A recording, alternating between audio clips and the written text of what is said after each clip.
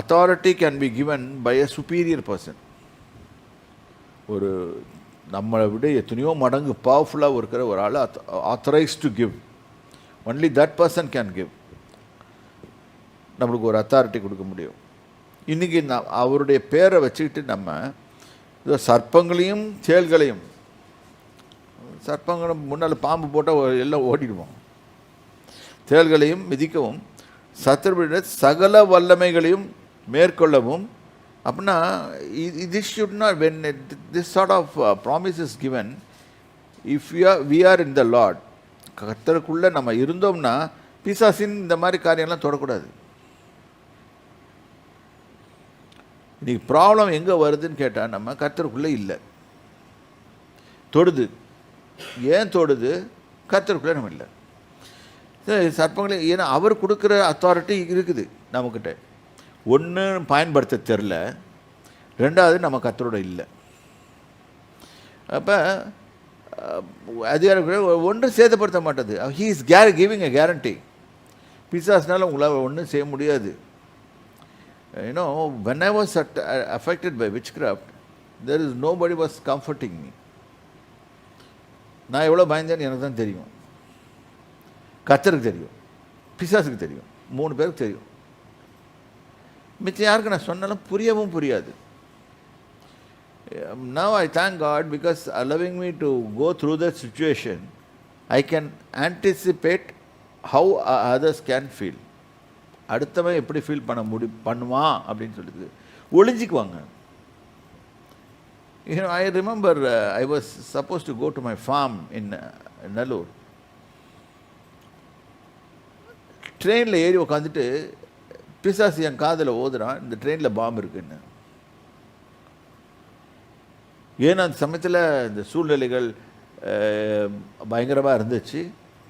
அதுவும் இருக்குது, இதுவும் இருக்குது. நான் போய் கம்பார்ட்மெண்ட்டில் ஒவ்வொன்றா தேடி பார்க்குறேன் இருக்குமான்னு.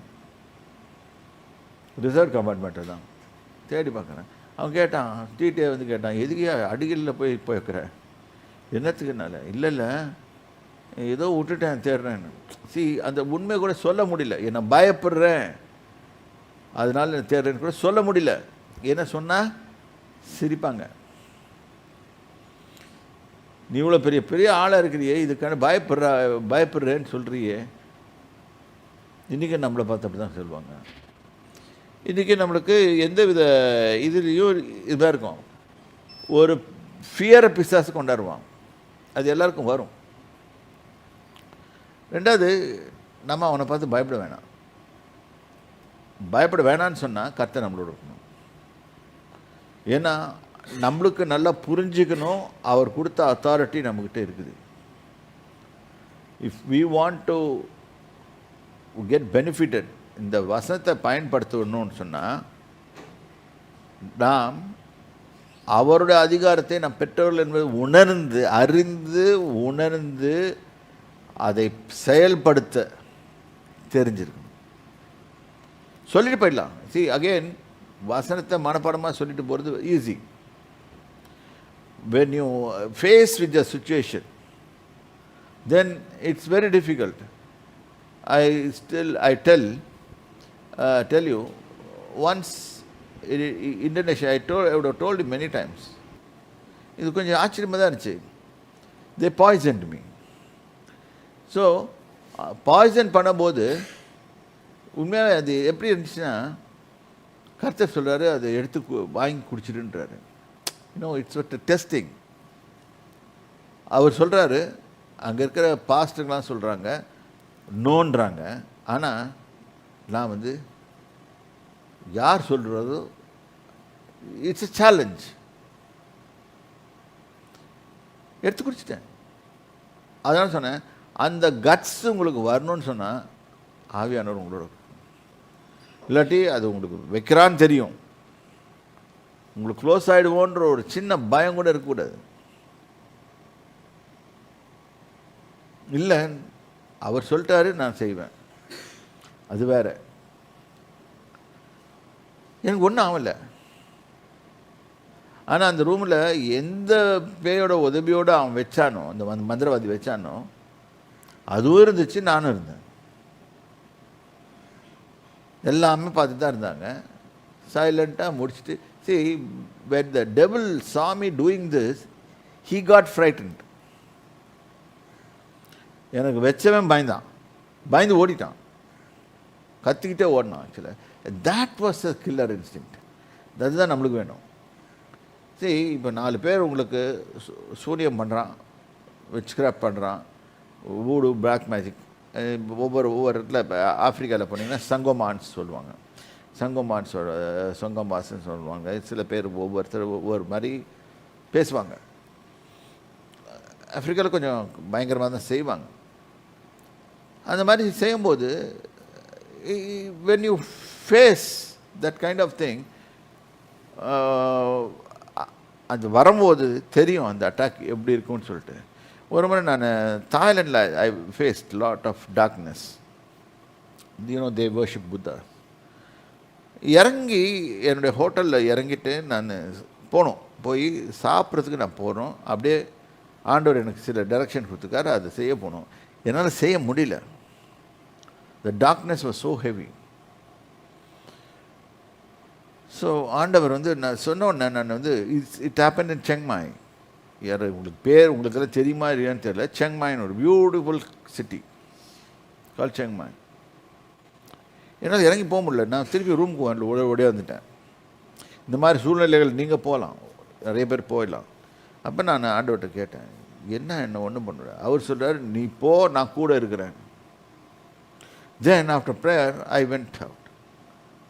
I was able to reach out to many people. God was performing miracles.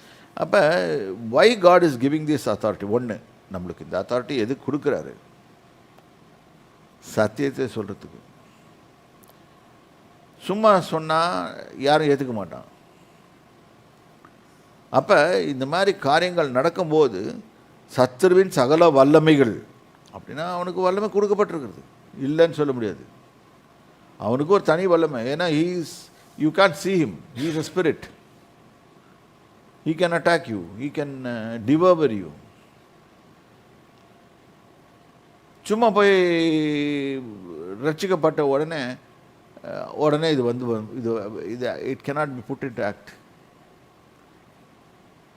வேத முறைமையின்படி பார்த்தாலே அவனுக்கு ஞானஸ்நானம் எடுத்து எவ்வளோ நாளாச்சு, அதுக்கப்புறம் தான் இந்த அதிகாரத்தை கொடுக்குறாரு. அதுவும் அவரால் தெரிந்து கொள்ளப்பட்ட அந்த ஆளுங்க தான் அவர் கொடுக்குறாரு. சில பேர் கொடுக்குறாரு. அதில் ஒருத்தன் யூதாஸும் இருந்தான். அப்போ யோசனை வரும்.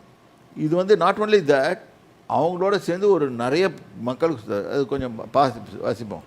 10ஆம் அதிகாரம் 16 வாசிப்போம். சீஷரை நோக்கி, உங்களுக்கு செவி கொடுக்கிறவன் எனக்கு செவி கொடுக்கிறான், உங்களை அசட்டை பண்ணுகிறவன் என்னை அசட்டை பண்ணுகிறான், என்னை அசட்டை பண்ணுகிறவன் என்னை அனுப்பினவரை அசட்டை பண்ணுகிறான். Before the mission was given to them, he says this, உன்னை அசட்டை பண்ணா என்ன அசட்டை பண்ணா, என்ன அசட்டை பண்ணா என்னை அனுப்பினவரை அசட்டை பண்ணுறான்.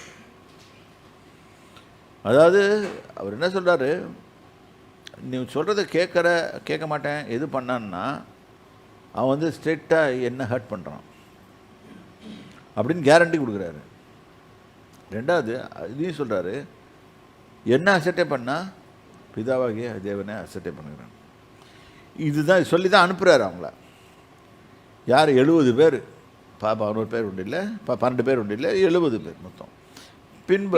பின்பு அந்த 70 பேரும் சந்தோஷத்தோடு திரும்பி வந்து, ஆண்டவரே, உம்முடைய நாமத்தினாலே பிசாசுகளும் எங்களுக்கு கீழ்ப்படுகிறது என்றார்கள். பாருங்க, இன்னைக்கு நம்ம ஊழியக்காரங்க மத்தியில் இதுதான் இருக்கும். பிசாசு கீழ்ப்படியுது. ஏன் அதை சொல்றான்? ஊழியக்காரன் இவ்வளவு நாள் கீழ்ப்படியில, போடான்னு இப்ப போடானா போகுது. ஏன்னா அத்தாரிட்டி வந்துருச்சு. இப்போ இதுதான் தேவனுடைய கத்தட்டதுன்னு எங்களுக்கு அதிகாரம் வாங்கின பிறகு உங்கள் நிலைமை. இன்றைக்கி ஏன் நம்மளுக்கு நடக்க மாட்டேன்துன்னு சொன்னால் நம்ம இந்த அத்தாரிட்டியை பிலீவ் பண்ண மாட்டேன்றோம், விசுவாசிக்க மாட்டேன்றோம். எனக்கு இந்த அட்டை கொடுக்கப்பட்டிருக்கிறதுன்றதை விசுவாசம். இன்ஃபேக்ட் ஒரு சபையில் இருக்க எல்லா மக்களுக்கும் இது இருக்குது. உங்கள் ஏரியாவில் நீங்கள் போய் செய்யலாம். வெளியூர் டெரிட்டரியில் போய் செய்யாதீங்க, மாட்டிக்குவீங்க. வேணா எக்விப் ஆகலைன்னா மாட்டிக்குவீங்க.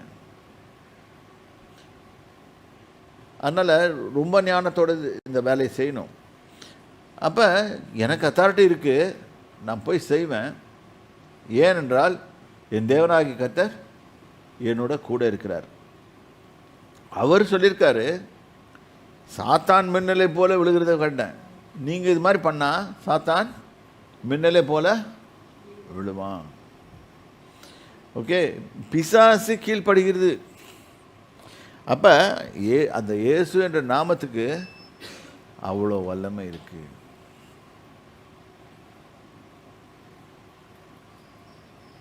நசரேயனாகிய இயேசு கிறிஸ்து, எக்ஸாக்ட் டு பி ப்ரிசைஸ், நசரேயனாகிய இயேசு கிறிஸ்து என்ற நாமத்திற்கு மிகுந்த வல்லமை உண்டு, அதிகாரம் உண்டு. அவர் பேரை நாம் யூஸ் பண்ணோம்னா we can achieve anything. அதுக்குன்னு தவறான காரியத்துக்கு பயன்படுத்தக்கூடாது. ஓகே, இது 70 பேர் சொல்கிறாங்க வந்து பிசாசு கீழ்ப்படிது எல்லாம் செய்யுது. அப்போ கர்த்தர் என்ன சொல்கிறாரு, அவரை நோக்கி, சாத்தான் மின்னலை போல வானத்திலிருந்து விழுகிறதை கண்டேன். இது பின்னால் நடக்க போகிறத முன்னாலே சொல்கிறார். ஆனால் அது நடந்து போச்சு. அவருடைய time, because God doesn't live in the time zone. நல்லா புரிஞ்சுக்கோங்க. நிறைய காரியம் சொல்லிடுவார், அவர் சொல்லிட்டு போயிடுவார். ப்ராஃபட்டிக்கலாக சொல்லிவிடுவோம், நம்ம அவர் சொல்கிறத சொல்லிடுவோம். ஆனால் உடனே நடக்குது. It takes time. அது ஏன்னா God doesn't live in the time zone. நம்மளுக்கு தான் அந்த டைம். இந்த காலையில் வயசு 20 வயசு 30 வயசு 40 வயசு 50 வயசு, இதுதான் நம்மளுக்கு தான். He doesn't have years. If you happen to meet Jesus, you will be a young person. I have seen Jesus as a young person. He is not a old man. இப்போ 2000 இப்போ நீங்கள் கணக்கு நம்ம சரித்திரத்தில் இவங்க சொல்கிறபடி பார்த்தா ஆஃப்டர் பிசின்னா ஆஃப்டர் ஏடின்னு சொன்னால் ஆஃப்டர் கிரைஸ்ட், அதில் வந்து 2000 வருஷம் மேலே ஆகிப்போச்சு. 2024 வருஷம் ஆகிப்போச்சு. இதே தவறு நிறைய பேர் ஆர்கியூ பண்ணிகிட்ருக்காங்க. ஒரு எத்தியோப்பியன்கிட்ட கேட்டிங்கன்னா அவன் இல்லைன்னுவான். இது ஒரு 8 வருஷம் கம்மி பண்ணி சொல்லுவான், ஒரு சீசன் கம்மி பண்ணி சொல்லுவான். ஆனால் இது வந்து நம்ம என்ன பண்ணணும்னு கேட்டால், அந்த 2000 வருஷம்ல அதுக்கு முன்னாலேருந்தே அவர் பார்க்குறாரு. இன்னும் கொஞ்சம் சொல்ல போனால் ப்ரிசைஸ்லி ஏதேன் தோட்டத்துலேருந்தே கணக்கு போடுறாரு அவர். அந்த ஜட்ஜ்மெண்ட் கொடுக்குறாரு பிசாசுக்கு, அந்த ஜட்ஜ்மெண்ட்டுக்கு முன்னாலேருந்தே அவர் அவர் பார்க்குறாரு, இவன் இப்படி தான் உழணும்.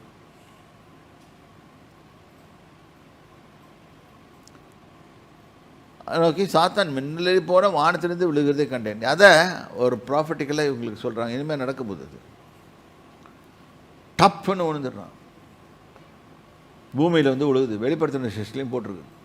விழுந்தவொடனே சும்மா இருக்குமா? அங்கேயும் சொட்டு. சரி, எனிவே அடுத்தது இங்கே பாருங்கள். இதோ சர்ப்பங்களையும், நெக்ஸ்ட்டு வசனம் சொல்லுது, இதோ சர்ப்பங்களையும் தேள்களையும். சர்ப்பம், ஏன் சர்ப்பம்னு சொல்கிறாரு? சர்ப்பம் பார்த்தா ரொம்ப அழகாக இருக்குது. அதனால் தலைகளே விரிச்சிட்டு பார்த்தா பியூட்டிஃபுல்லாக இருக்கும்.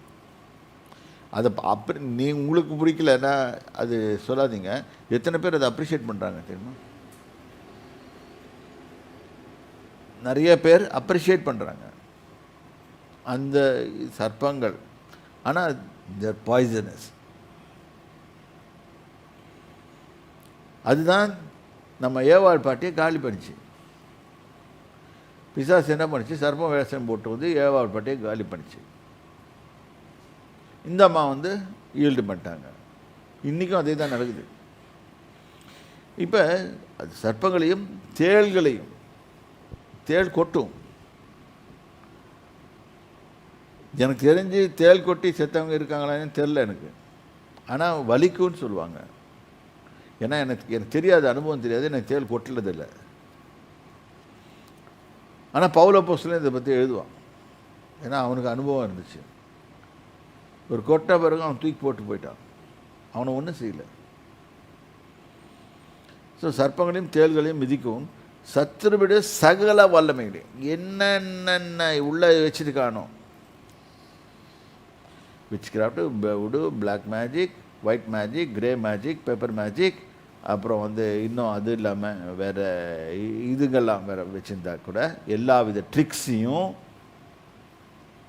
அவனுடைய அப்படின்னா ஸ்பிரிட்ஸ் டீலிங்கையும் ஆவிகளோடு பேசுகிறது இது மாதிரிலாம் நிறைய பண்ணுவாங்க. இதெல்லாம் ரொம்ப டேஞ்சரஸ் விஷயம். விசுவாசியாக உங்களுக்கு சொல்கிறேன், செய்யாதீங்க. கர்த்தருக்கு பிடிக்காத காரியம். இதனால தான் சவுல் மாட்டினான், சவுல் ராஜா மாட்டினான். அவர்கிட்ட போய் மாட்டிட்டான். அவனை க்ளோஸ் பண்ணிட்டார், வேணான்னு சொல்லிட்டார். ஏன்னா அது செய்யக்கூடாதுன்றாரு. உன்னோட எதிர்காலம், அவர் என்ன சொல்கிறாரு, உன்னுடைய எதிர்காலம் என் கையில் இருக்குது, என்னை நம்பி நீ போ. ஆனால் இன்றைக்கி நம்ம நம்புகிறோமா? இதுதான் பாயிண்ட். இன்றைக்கி எத்தனை பேர் நம்புகிறோம், எத்தனை பேர் விசுவாசிக்கிறோம்? நம்முடைய எதிர்காலம் கர்த்தரின் கையில் இருக்குது, அவர் பார்த்து என்ன நடத்துவார். நான் ஒருபோதும் எனக்கு எதுவும் ஆக போகிறதில்லை.